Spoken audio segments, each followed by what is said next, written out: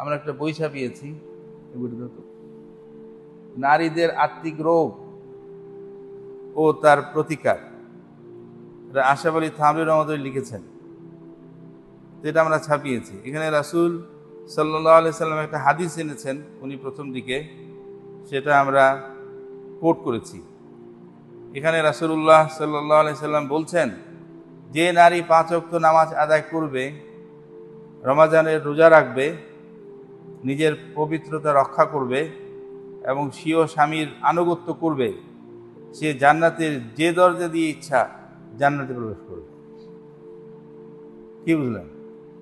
নারীদের জন্য জান্নাতে যাওয়া আল্লাহ তাআলা কত সহজ করেছেন, আর আজকের আধুনিক মহিলারা এটা কত কঠিন করেছে। আপনারা দেখেছেন রাস্তায় রাস্তায় মহিলারা ট্রাফিক ট্রাফিক কন্ট্রোলের কাজ করেছে, ট্রাফিক নিয়ন্ত্রণের কাজ করেছে না? তারপরে ফেসবুকে স্লোগান বের হয়েছে, মায়ের সাহায্য করে না ঘরে মায়ের কাজে, রাস্তায় গিয়ে ট্রাফিক সাজে। কি বুঝলেন? সাহায্য করে না ঘরে মায়ের কাজে, রাস্তায় গিয়ে ট্রাফিক সাজে। এইটাকে আজকাল মহিলারা স্বাধীনতা মনে করে, যে নিজের ঘরে এক স্বামীর খেদমত করতে চায় না, ওদিকে বিমানমেলা হয়ে শত শত পুরুষের খেদমত করে। কেমন না কাজটা? একজন স্বামীর খেদমত করতে চায় না, আর ওদিকে বিমানমেলা হয়ে শত শত পুরুষের খেদমত করে। এই জন্য ঢাকা ভার্সিটির একজন বিখ্যাত প্রফেসর রিটায়ার করেছেন, ওনার একটা কথা ভাইরাল হয়ে গেছে।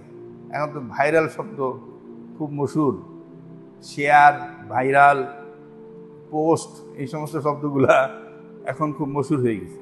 তো সেই মহিলা বলতেছে, কি লাভ হইল এত ডিগ্রি অর্জন করে? ঘরে থাকতাম, স্বামীর খেদমত করতাম, 5 ওয়াক্ত নামাজ পড়তাম, জান্নাতে চলে যেতাম। এত কিছু করে কি লাভ হইল? আমাদের সানাউল্লাহ ভাই বলেছেন, সবচেয়ে পারিবারিক সমস্যা আমাদের এই দেশে বেশি। আমি ওনার সঙ্গে পুরোপুরি এগ্রি করি না। পারিবারিক সমস্যা সারা পৃথিবীতে বেশি। কিছু জায়গায় তো বিয়েই করে না, তো ওদের পারিবারিক সমস্যা তো আরও জটিল।